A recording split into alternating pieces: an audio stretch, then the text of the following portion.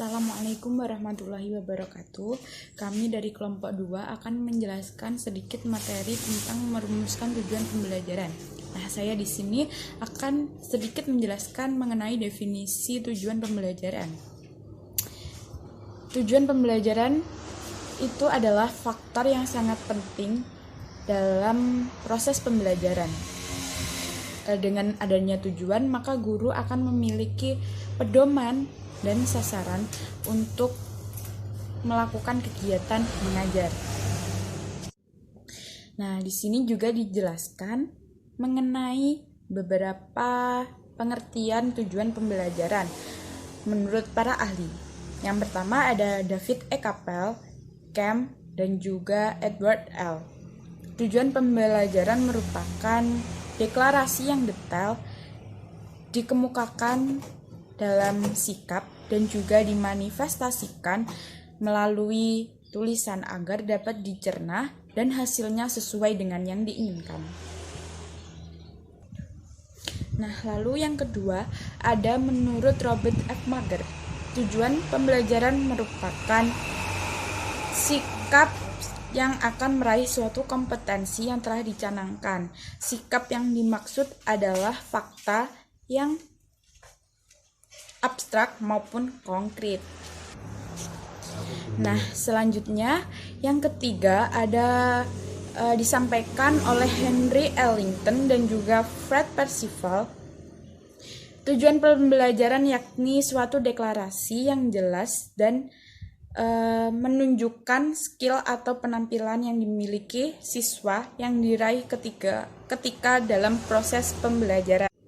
Nah, jadi, dapat disimpulkan bahwa tujuan pembelajaran merupakan hasil dalam meraih suatu perubahan setelah mengikuti kegiatan pembelajaran, sehingga diharapkan peserta didik dapat memiliki atau memahami, menguasai materi hasil belajar. Assalamualaikum warahmatullahi wabarakatuh. Perkenalkan, saya Fitratul Nairul Maram, absen 22 NIM 12205193242. Di sini saya akan menjelaskan tentang pentingnya merumuskan tujuan pembelajaran. Ada beberapa alasan mengapa tujuan perlu dirumuskan dalam merancang program pembelajaran. Yang pertama yaitu rumusan tujuan yang jelas dapat digunakan untuk mengevaluasi efektivitas keberhasilan proses pembelajaran.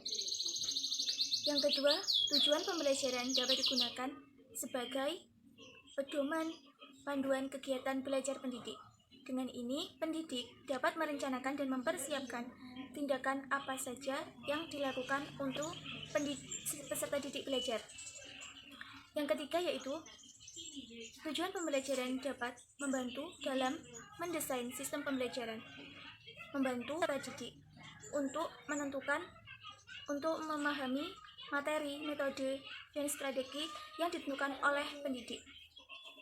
Yang keempat yaitu, tujuan pembelajaran dapat digunakan sebagai kontrol dalam menentukan batas-batas dan kualitas pembelajaran. Dengan ini, pendidik dapat mengontrol sampai mana siswa telah menguasai kemampuannya sesuai dengan kurikulum yang berlaku. Terima kasih. Wassalamualaikum warahmatullahi wabarakatuh. Hubungan tujuan pembelajaran dan kompetensi. Tujuan pembelajaran dapat dipahami sebagai pernyataan umum dan luas tentang apa yang terjadi dalam pembelajaran. Tujuan pembelajaran bisa disebut dengan instruksional umum yang menggambarkan perilaku apa yang siswa akan pelajari atau yang siswa mampu lakukan setelah pembelajaran. Selain tujuan umum, ada tujuan khusus, yaitu menggambarkan hasil apa yang dipelajari oleh siswa tersebut dari pembelajaran. Dalam taksonomi Bloom, tujuan pembelajaran merujuk pada 3 bagian, yaitu kognitif, afektif, dan psikomotorik.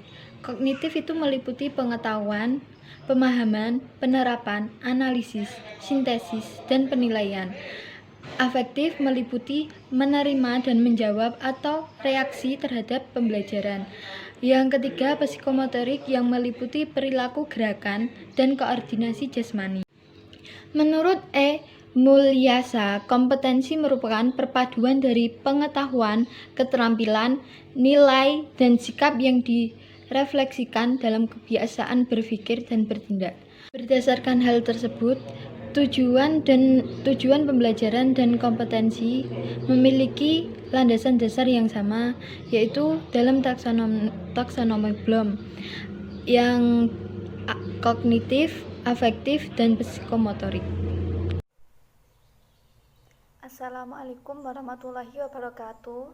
Saya Anissa Zakina Mawadati dari kelas 3E akan menjelaskan tentang merumuskan tujuan pembelajaran. Sistem pembelajaran adalah kegiatan yang bertujuan, maka segala sesuatu yang dilakukan pendidik dan peserta didik dalam proses pembelajaran hendaknya diarahkan untuk mencapai tujuan yang telah ditentukan.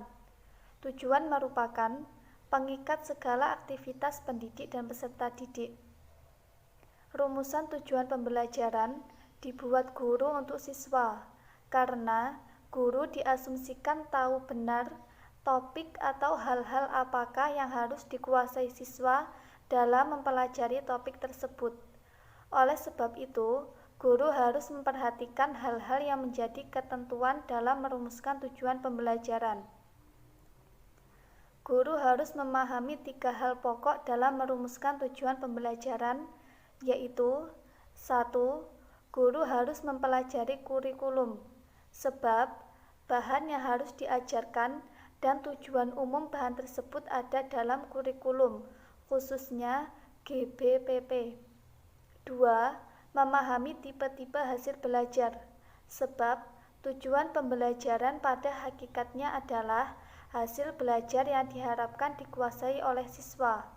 3. Cara merumuskan tujuan pembelajaran, sehingga tujuan tersebut jelas isinya dan dapat dicapai oleh siswa setelah siswa menerima pembelajaran tersebut. Menurut Mudasir, dalam bukunya menyatakan beberapa indikator yang harus diperhatikan oleh guru dalam merumuskan tujuan pembelajaran, yaitu sebagai berikut. 1.